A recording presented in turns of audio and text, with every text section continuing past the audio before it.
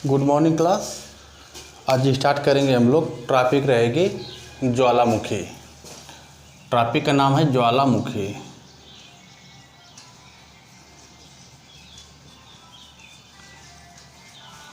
ज्वालामुखी और टॉपिक का नाम रहेगा ज्वालामुखी। ऊपर दिखाई दे रहा है, ठीक है।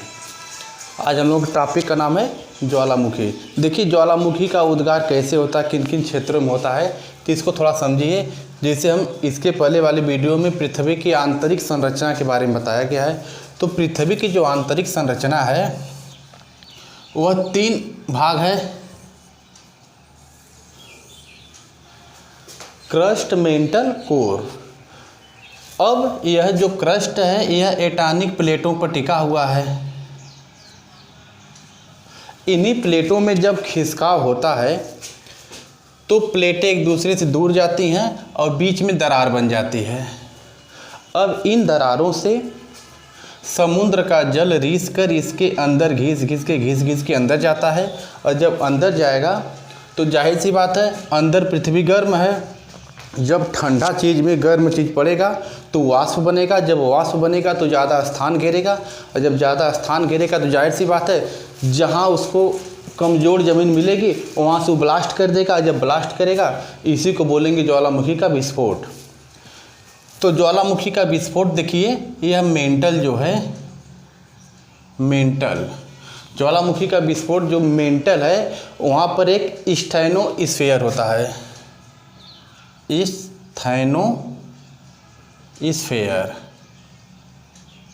स्टेनोस्फीयर से ज्वालामुखी का विस्फोट होता है। अब ज्वालामुखी का विस्फोट जब होगा तो ऊपर जाएगा। जब देखिए यहाँ पर अगर यह धरती है, अगर ज्वालामुखी का विस्फोट हुआ और वह इसमें से जो मैग्मा निकल रहा है अगर यह धरती के अंदर ही जमा हो गया तो इसके बारे में क्या क्या होगा हम इधर बताएंगे। अगर यह लावा यानी मैग्मा जो धरातल के ऊपर चला गया तो इसमें क्या होगा, इसको हम इधर बताएंगे। तो सबसे महत्वपूर्ण पॉइंट आपको यह याद रखना है कि यदि ज्वालामुखी विस्फोट के बाद यदि मैग्मा ऊपर जा रहा है और वह धरती के नीचे ही जम जाता है तो इसे मैग्मा कहेंगे। इसे मैग्मा कहेंगे, मैग्मा। और यदि वह धरातल के ऊपर निकल गया तो इसे लावा कहेंगे। अब जो मैग्मा धरती के नीचे जम रहा है इससे देखिए कुछ आकृतियों का निर्माण होता है।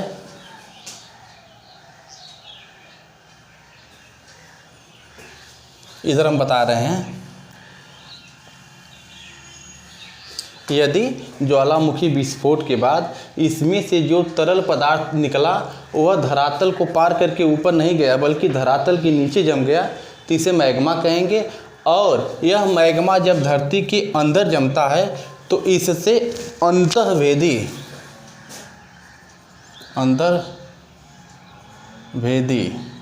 आग्नेय चट्टान,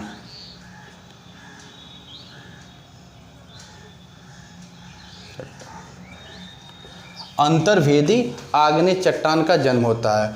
इसे प्लूटोनिक चट्टान भी कहते हैं।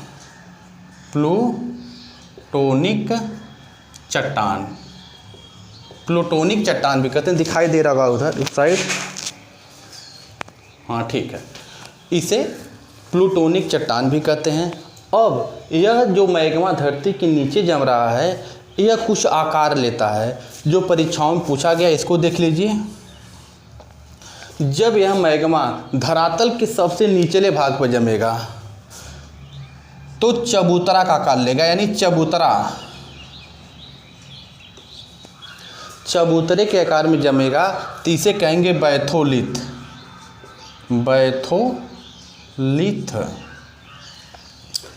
नीचे दिखाई दे रहा होगा, ठीक है।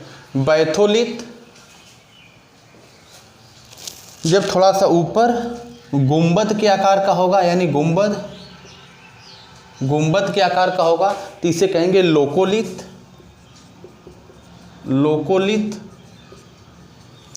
यही थोड़ा सा और ऊपर जाइए, अगर प्लेट प्लेट नुमा अगर जम गया तो इसे कहेंगे लेपोलिथ।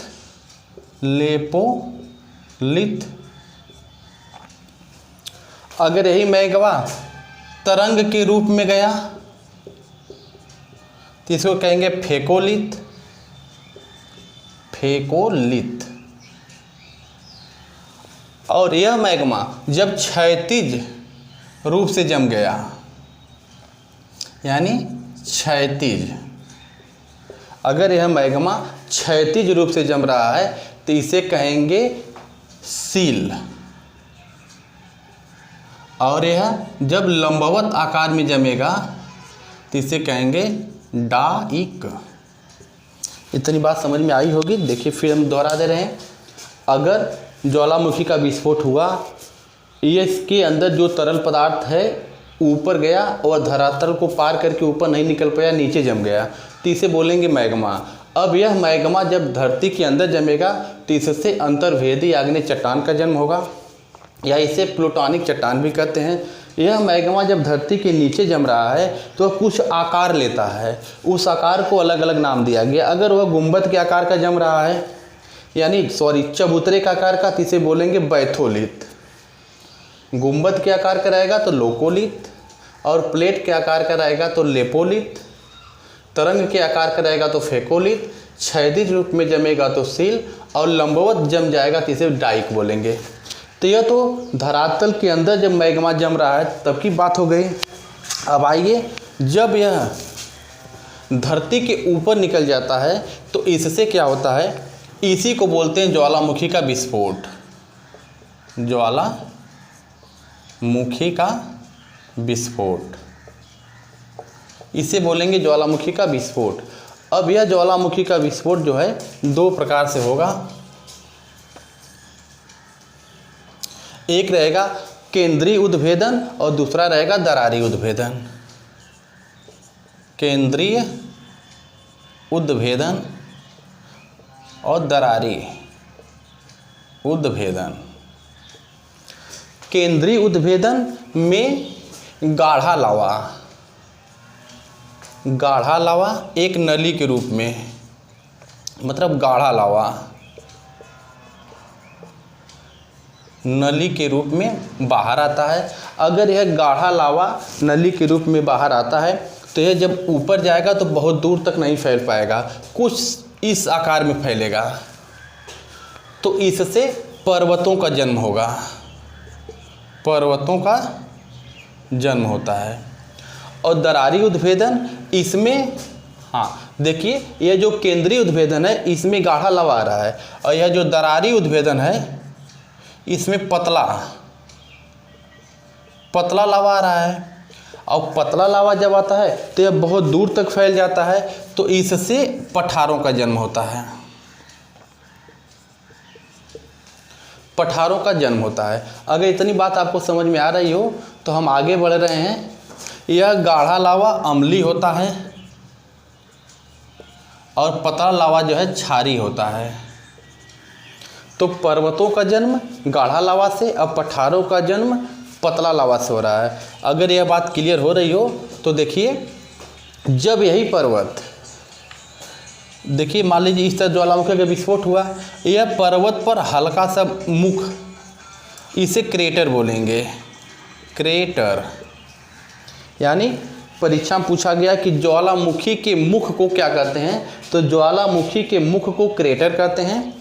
और यही क्रेटर जब कुछ दिन बाद घिस के बहुत बड़ा आकार ले लेता है, अगर मान लीजिए यह कुछ दिन बाद कुछ ऐसा आकार लेता है तो इसे कालडेरा कहेंगे। कालडेरा, यानी इसको क्लियर करिए। अगर देखिए मान लीजिए ज्वालामुखी का विस्फोट हुआ, हाई ऊपर शांत हो गया, यह पर्वत का आकार हो गया। जब छोटा आकार, मतलब छोटा सा गड्ढा रहेगा तो क्रेटर कहलाएगा। यही गड्ढा जब थोड़ा सा कुछ इस आकार का हो जाएगा तो इसे कालडेरा कहेंगे। तो हमको लग रहा है क्रेटर और कालडेरा आपको समझ में आ गया होगा। अब आगे बढ़ लीजिए।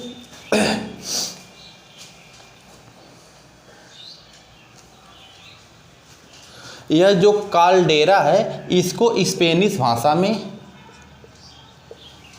कालडेरा को स्पेनिश भाषा में कहा गया है कड़ाह। कड़ाह पूछा गया परीक्षा में, थोड़ा ध्यान रखिएगा। जो काल्डेरा है, काल्डेरा को स्पेनिश भाषा में कड़ाह कहा गया है। तो इतनी बात क्लियर हुई होगी, यानी ज्वालामुखी का विस्फोट हो रहा है। अगर धरती के नीचे जमा तो मैग्मा, और धरती के ऊपर गया तो लावा। मैग्मा जब जन्मेगा मतलब कि जमेगा तो इसे बोलेंगे अंतर्वेदी आग्नेय चट्टान, या इसको प्लूटोनिक चट्टान भी कहते हैं। इसके हिसाब से अगर यह मैग्मा चबूतरे के आकार में जमेगा तो इसे कहेंगे बैथोलिथ, गुंबद के आकार का जमेगा तो लोकोलिथ, प्लेट के आकार में जमेगा तो लेपोलिथ, तरंग के रूप में जमेगा तो फेकोलिथ, और छेदित रूप में जमेगा तो इसे सील, तथा लंबोत जम गया तो इसको डाइक कहते हैं। ज्वालामुखी का उद्गार होता कहाँ से? स्टेनोस्फीयर से होता है, यानी मेंटल वाले भाग से होता है। जब ऊपर गया तो लावा कहलाया, लावा कहलाएगा तो इसी को बोलेंगे ज्वालामुखी का विस्फोट। यह दो प्रकार से होगा, केंद्रीय उद्भेदन और दरारी उद्भेदन। केंद्रीय उद्भेदन में गाढ़ा लावा नली के रूप में ऊपर जाता है और ठंडा होता है तो पर्वतों का जन्म होता है। दरारी उद्भेदन में पतला लावा कुछ दूर तक फैल जाता है तो पठारों का जन्म होता है। इसी पर्वत पर अगर छोटा सा गड्ढे का आकार होगा तो इसे बोलेंगे क्रेटर, या ज्वालामुखी का मुख भी क्रेटर को कहते हैं। अब यही क्रेटर जो बड़ा आकार ले लेगा तो यह होगा काल्डेरा। स्पेनिश भाषा में काल्डेरा को कहा जाता है कड़ाह। इतनी बात अगर आपको समझ में आ गई हो तो इसमें कुछ महत्वपूर्ण और पूछी गई बात है, थोड़ा देखिए। जिसे इसमें पूछा जाता है कि ज्वालामुखी विस्फोट के फलस्वरूप कौन सी सबसे मात्रा में अधिक गैस निकलती है? तो जलवाष्प, सर्वाधिक मात्रा में जलवाष्प, यानी H2O। ज्वालामुखी विस्फोट में सबसे ज़्यादा क्या निकलता है? तो जलवाष्प निकलता है। इसमें एक शब्द धुआंरा आएगा, धुआंरा, धुआंरा। अब देखिए धुआंरा कौन सा शब्द है? धुआंरा में कहा गया है कि ज्वालामुखी की अंतिम अवस्था में जो ज्वालामुखी की अंतिम अवस्था,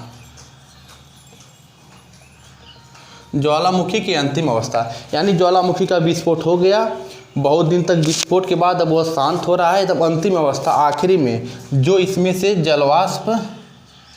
जलवाष्प और गैस, जो इससे जलवाष्प और गैस निकलता है इसे कहा जाता है धुआंरा। एक पॉइंट इसमें पूछा है, ग्रेसर क्या है? ग्रेसर, यदि यही जलवाष्प और जो गैस है यह अत्यधिक ऊंचाई को प्राप्त कर लेता है तो इसे ग्रेसर कहते हैं। अत्यधिक ऊंचाई, इसे कहेंगे ग्रेसर। नीचे दिखाई दे रहा है, इसे कहेंगे ग्रेसर। यह तीनों पॉइंट समझ में आ गई होगी। यानी जब ज्वालामुखी का विस्फोट होता है तो इसमें से सबसे ज़्यादा क्या निकलता है? तो सबसे ज़्यादा जलवाष्प निकलता है, यानी H2O। अगर जलवाष्प विकल्प में नहीं रहेगा तो H2O रहेगा। धुआंरा क्या है? ज्वालामुखी की अंतिम अवस्था, जब ज्वालामुखी विस्फोट होकर वो शांत हो जाता है, उसमें से कुछ गैस और जलवाष्प निकलता है, जिसे बोला जाता है धुआंरा। और ग्रेसर जो है अत्यधिक ऊंचाई पर, जब यही जलवाष्प व गैस अत्यधिक ऊंचाई पर चले जाते हैं तो इसको बोला जाता है ग्रेसर। अगर इतनी बात समझ में आ गई हो तो अगर स्क्रीनशॉट लेना तो लीजिए, फिर इसके बाद हम दोनों साइड का मिटा के आगे बढ़ रहे हैं।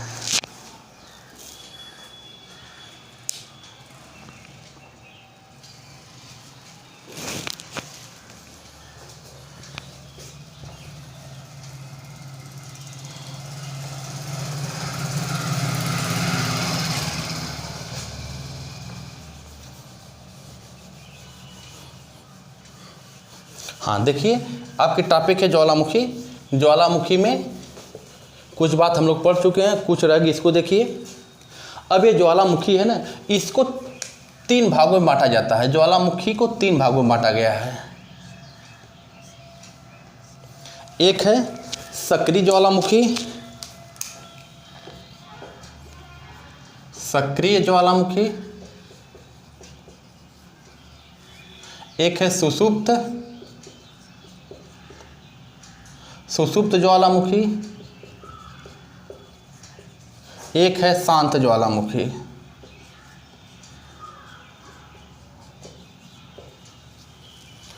सक्रिय ज्वालामुखी को जागृत ज्वालामुखी भी कहा जाता है, जागृत ज्वालामुखी। सुषुप्त को प्रसुप्त भी कहा जाता है और शांत को मृत ज्वालामुखी भी कहा जाता है। यानी इसको समझिए, सक्रिय ज्वालामुखी किसे कहेंगे? वह ज्वालामुखी जिसमें एक बार विस्फोट हुआ और वह लगातार बना रहे, लगातार उसमें से लावा निकले, इसे बोलेंगे सक्रिय ज्वालामुखी, यानी लगातार लावा, यानी जिसमें से लगातार लावा निकलता है उसको बोलेंगे सक्रिय ज्वालामुखी। सुषुप्त ज्वालामुखी या प्रसुप्त ज्वालामुखी किसे कहेंगे? वह ज्वालामुखी जिसमें एक बार विस्फोट के बाद, एक बार विस्फोट हो, शांत हो जाए, एक बार विस्फोट के बाद शांत हो जाए, लेकिन भविष्य में पुनः विस्फोट की संभावना दिखे, भविष्य में पुनः विस्फोट की संभावना, भविष्य में पुनः विस्फोट की संभावना दिखेगी तो उसे सुषुप्त या प्रसुप्त ज्वालामुखी कहेंगे। शांत ज्वालामुखी किसे कहेंगे? वह ज्वालामुखी जिसमें एक बार विस्फोट हुआ और फिर भविष्य में विस्फोट होने की संभावना न दिखे, उसे बोलेंगे शांत या मृत ज्वालामुखी, भविष्य में न हो। यानी यह दोनों बात आपको समझ में आ गई होगी।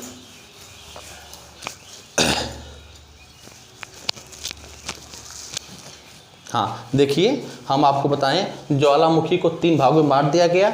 सक्रिय ज्वालामुखी या इसको जागृत ज्वालामुखी भी कहते हैं, सुषुप्त ज्वालामुखी या प्रसुप्त ज्वालामुखी भी कहते हैं, शांत ज्वालामुखी या मृत ज्वालामुखी भी कहते हैं। अब देखिए सक्रिय ज्वालामुखी किसे कहेंगे? वह ज्वालामुखी जिसमें एक बार विस्फोट हुआ और वह लगातार विस्फोट होता रहे, उसे बोलेंगे सक्रिय ज्वालामुखी। और सुषुप्त या प्रसुप्त ज्वालामुखी जिसमें एक बार विस्फोट हुआ फिर शांत हो गया, लेकिन भविष्य में विस्फोट होने की संभावना दिख रही है, उसे बोलेंगे सुषुप्त या प्रसुप्त ज्वालामुखी। शांत ज्वालामुखी ऐसा ज्वालामुखी जिसमें एक बार विस्फोट हुआ और फिर भविष्य में विस्फोट होने की संभावना न दिखे, उसे बोलेंगे शांत या मृत ज्वालामुखी। ये तो ज्वालामुखी हो गया। हाँ, अब देखिए कुछ महत्वपूर्ण ज्वालामुखी है जो पूछा जाता है कि कौन सा ज्वालामुखी कहाँ पर है, तो हम इसको मिटा दे रहे हैं और उसके बाद मैप बना के आपको बता दे रहे हैं कहाँ कहाँ पर क्या है।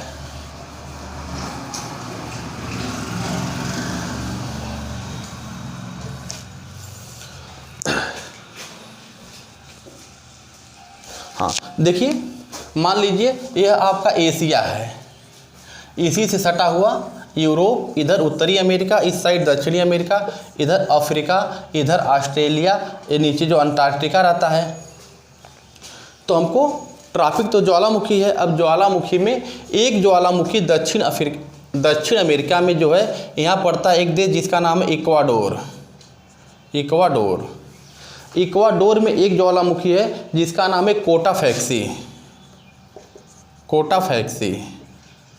कोटाफैक्सी। विश्व की सबसे ऊंचाई पर स्थित सक्रिय ज्वालामुखी अगर पूछे तो कौन है? कोटाफैक्सी। कहाँ पड़ती है? इक्वाडोर में। अच्छा, अब देखिए ऊपर उत्तरी अमेरिका में यहाँ पर देखिए यूएसए है। यूएसए में एक ज्वालामुखी जिसका नाम है इधर दिखाई दे रहा है। हाँ चलिए, मोनोलोवा, ये हवाई द्वीप यानी यूएसए में हवाई द्वीप है। हवाई द्वीप में एक मोनोलोवा ज्वालामुखी है, इसको याद रखिएगा। अच्छा, इसी में पूछता है कि माउंट सेंट हेलेस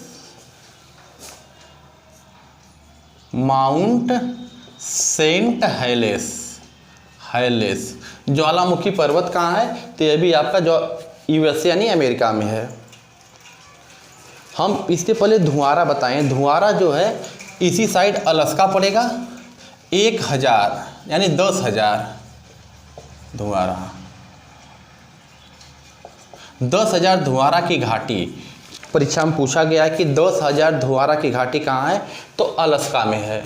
तो 10,000 धुआरा की घाटी अलास्का में है। माउंट सेंट हेलेस, यह जो ज्वालामुखी पर्वत है यह अमेरिका में है। मोनोलोवा हवाई द्वीप में यानी यूएसए में हवाई द्वीप है, वहाँ पर मोनोलोवा ज्वालामुखी है। तो 3 पॉइंट यहाँ पर याद रखिएगा।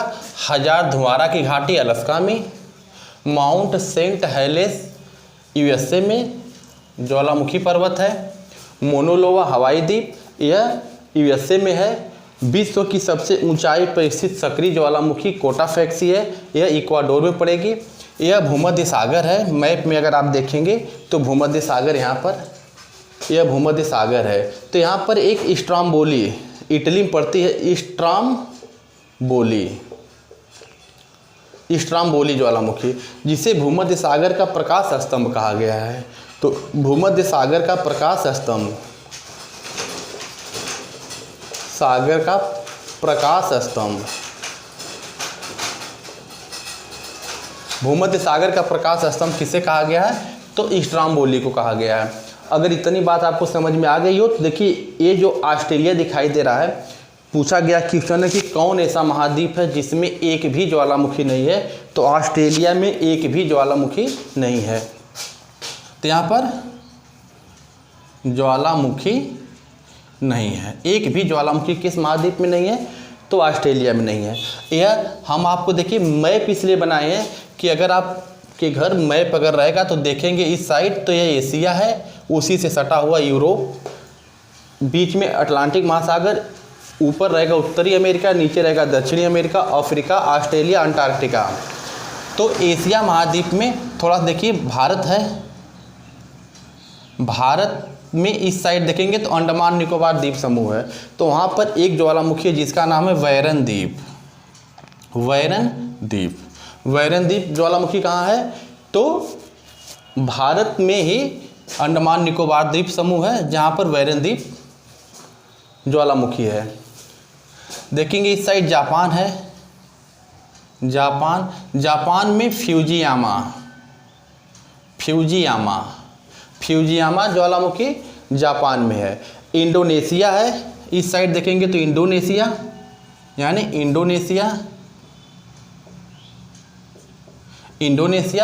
इंडोनेशिया में जो ज्वालामुखी उसका नाम है क्राकाकोवा।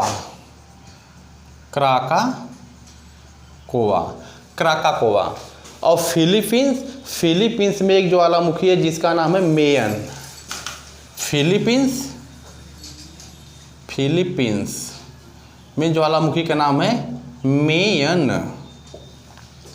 अब परीक्षाओं में पूछता है कि विश्व में सबसे ज़्यादा ज्वालामुखी कहाँ आते हैं? तो देखिए, अगर मैप घर पर रहेगा तो आप देखेंगे जो विश्व का मैप रहेगा तो इस साइड एक है प्रशांत महासागर जिसे रिंग ऑफ फायर या अग्निवलय भी कहा जाता है। तो विश्व में सबसे अधिक ज्वालामुखी प्रशांत महासागर जो अग्निवलय है या रिंग ऑफ फायर है इसमें आते हैं। यानी जो यह है ईस्टर्न आपका एशिया तट है और उधर देखेंगे तो अमेरिका। क्यों कि जब इसको अगर हम मोड़ लें इस तरह तो यह दोनों सिरा आपस में सट जाएगा। तो विश्व के सबसे ज़्यादा ज्वालामुखी प्रशांत पेटी पर आते हैं जिसे नाम दिया गया अग्निवलय या रिंग ऑफ फायर। इधर रहेगा आपका एशिया महाद्वीप, उस साइड रहेगा तो आपका अमेरिका। इतनी बात अगर आपको समझ में आ गई हो तो हमको लग रहा है कि आपको ज्वालामुखी वाली टॉपिक काफ़ी अच्छे समझ में आई होगी। आगे मिलेंगे दूसरे वीडियो के साथ।